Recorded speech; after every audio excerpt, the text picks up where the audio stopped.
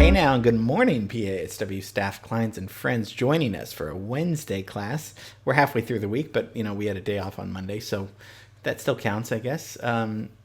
Yesterday we looked at the Ten Commandments and Moses parting the Red Sea, or Charlton Heston parting the Red Sea, and get that into me by today. It's going to be very exciting to see on Friday. We're going to look at a jazz musician, not just a bass player, a real innovator. I've been wanting to do this gentleman for a long time. I know I always say that, but I have a lot of excitement, and there's just so many people that it's important for us to talk about. He's definitely one of my idols, and I really fell in love with him in high school. And I'll talk about how he changed my life later. But let's first get to know who I'm going to be talking about. Today we're going to be looking at the composer and jazz musician, Charlie Mingus.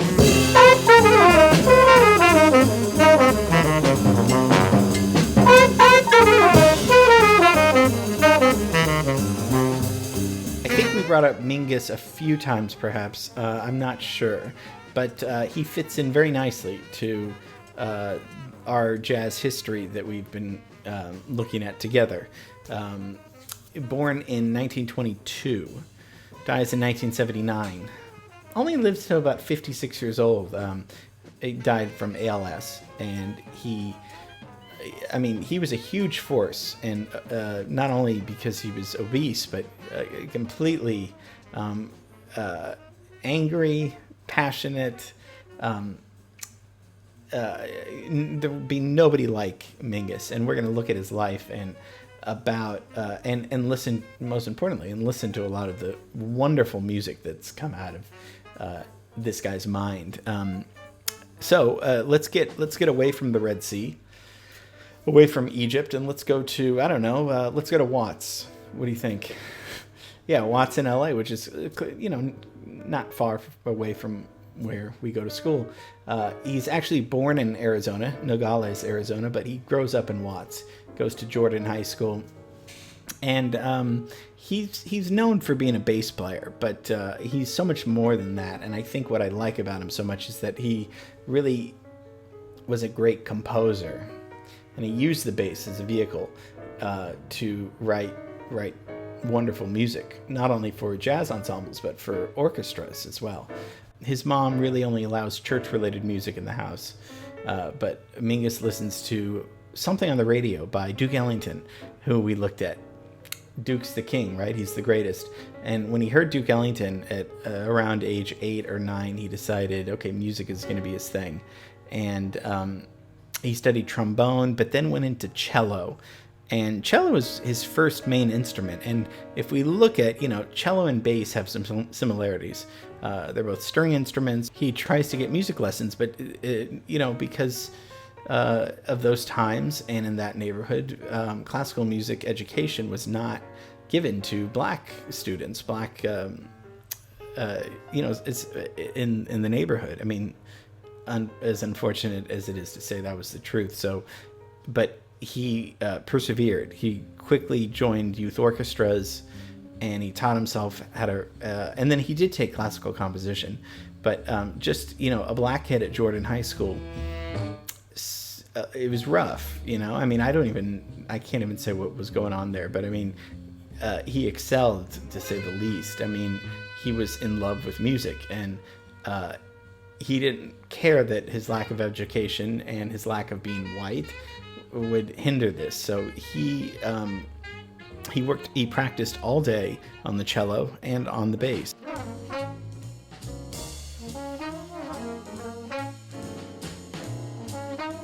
He gets out of Watts, though, because, where is most of this jazz music happening? In the 40s and 50s, all of jazz, all of bebop, all of the stuff we've been talking about is all in New York City. That's where he's going to go. And he's going to meet up with people that we already know. He's going to meet up with Charlie Parker, and he plays with Charlie Parker, and he's going to meet up with Miles Davis. Let's get a timeline up here. You see Duke up there. You see, Django Reinhardt's, in Europe, and he's before this, hundreds of years past Mozart and Beethoven and people we've looked at. And he's going to be really playing and composing a lot of music in the 40s, 50s, and 60s. But he's playing with Bud Powell, who we did a class on, the genius pianist, and even Duke Ellington. He's getting to play with his idol. And he's playing bass in these ensembles and these things, but he quickly develops a jazz workshop where they are allowing experimentation in this workshop. Not only freer and longer solos, but also he was a much better soloist, and I don't mean jazz soloist on the bass, although he was terrific on the bass. He's becoming a leader, and usually you don't have, when you see a leader of a band, usually it's the singer, right, or the guitar player, or the piano player even. You don't see a bass being the leader. I don't know why, because if you took out the bass, the music would be very empty. It wouldn't sound good.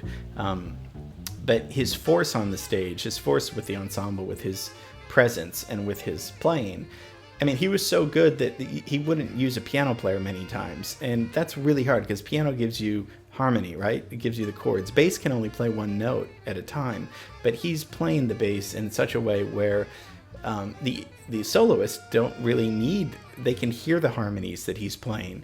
And the walking bass pattern lines, they're going by so fast, and it's not just random notes, boom, boom, but he's outlining harmony just like a piano player would with his left hand going up and down the bass. That's already crazy.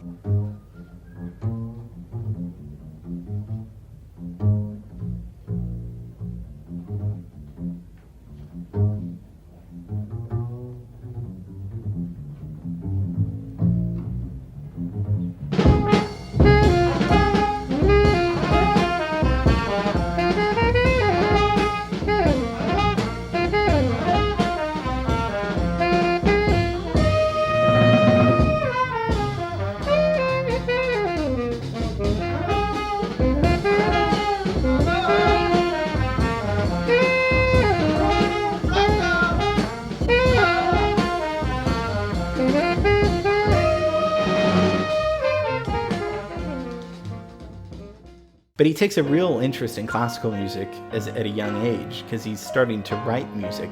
In fact, one of my most favorite pieces was a piece that he wrote when he was 17 years old called Half-Mast Inhibition. They recorded it 22 years later. And I just think there's some wonderful music in here that's not jazz, that's not classical.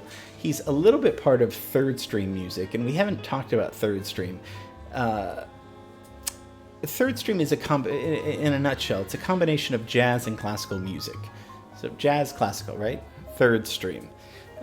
Some of it was really innovative. Gunther Schuller is kind of the father of third stream, and he conducted a lot of Mingus's stuff. Some of it can sound, I feel like Mingus did a really good job of making it sound still melodic and still like great music, where it was hard to put a label on it. Instead of experimenting with, jazz and classical together, isn't that great? Yeah, but nobody wants to hear that, it's boring. He really put this together where it was like, well, wow, you really do hear the colorful harmonies, the melodies coming out. It was still music, and that's why I think he transcended jazz music.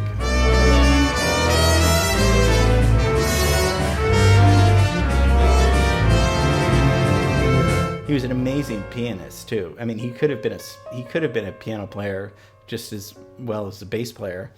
His piano solo album is just beautiful. I mean, it's just him all on solo piano, and he sounds just as good as other pianists. And you can hear his melodic compositions. A lot of them are standards. A lot of them are his own original compositions.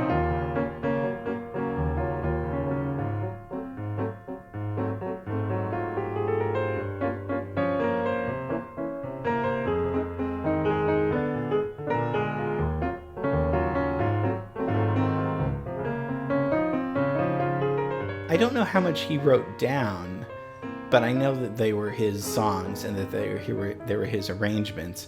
I don't know but I know, like Duke Ellington, he would write specifically for musicians and is involved, particularly his love for Eric Dolphy. And we talked about Eric Dolphy, I mean, maybe the first week of classes, but the genius saxophone, bass, clarinetist soloist. who also wrote music, but he would write, and so he'd have a big band, but instead of writing alto 1, alto 2, trumpet 1, trumpet 2, that's how you do it in a score, he would just write the names on top, because he would know exactly how they would sound, who would play this, but they were playing his arrangements. And in 1956 he comes out with Pithecanthropus erectus, and this is one of his first big works as a band leader, as a composer, as somebody who's not just playing jazz standards, which is traditional. We have Bill Evans' trio. They're playing traditional, not harmonies, but traditional songs with the melody, soloing, and then the melody again. Those are the tracks. Mingus is doing way freer things, but still keeping track of what his audience wants to hear. Still being very much... still recognizing that the music's still got to sound good, just like Duke Ellington, right? It's still got to swing. It's one thing to be a little experimental and stuff, but it's still got to have that really good music. So he's infusing one of those words, hard bop jazz. We looked at hard bop with Lee Morgan, and modal jazz with Miles Davis. With gospel music he's incorporated in, and blues he's doing, and also Mexican folk music. I mean, listen to this.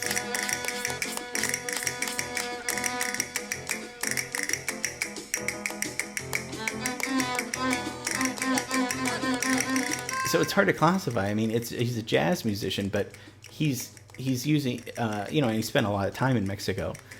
I think in some brothels, but I mean, okay, if that inspired him, that's okay too. But there's no one. It's very hard to categorize his music. So this is he's kind of part of this third stream music going on, where it's just completely ahead of its time. He was a very they called him an angry person, because and then why wouldn't you be, though? I mean, if first of all, if you're a black musician, the racism in New York at that time, and the drug addiction, and the complacent police, perhaps, I mean, of course there's rage. So you hear him yelling on the recordings. He was very famous for just stopping the music at some of these clubs and getting upset at the audience for talking, and saying, you wouldn't do this at a classical concert, why are you doing this here? He was although, like, I do remember reading in his book that he would be playing, but when the time when his steak that he had ordered at the restaurant was ready, then it was delivered to him, and then he'd stop the music and eat his steak, because that's he loved food, and he struggled with obesity and he was reinventing himself a lot, not just with his waistline reinventing, but a little bit. He would come out with new albums all the time. I mean, he came out with about 100 albums and wrote probably 300 compositions. So prolific, and such an intellectual. Was always reading Dostoevsky, going to see French films. He was important to me because when I was in high school, I was so into jazz, but he was one of the first, when I read a book about him, he was the first guy in 10th grade where he wanted to make me become smarter and more of an intellectual. He was such an intellectual with his philosophizing, he was so well read. He was an iconoclastic performer and thinker, and I always loved that about him. Married 4 times, was very rich, but then blew a lot of his money. I mean, again, it's sometimes it's hard to blame, because the system, the oppression, all of these things were against him, and he was really fighting for his music to get a larger audience. Here's another good example of him using classical music. So he takes this Rachmaninoff piece, very famous Rachmaninoff piece that all the classical people know, and he starts the song. I mean, he starts the song with Rachmaninoff, and then listen quickly what it goes into.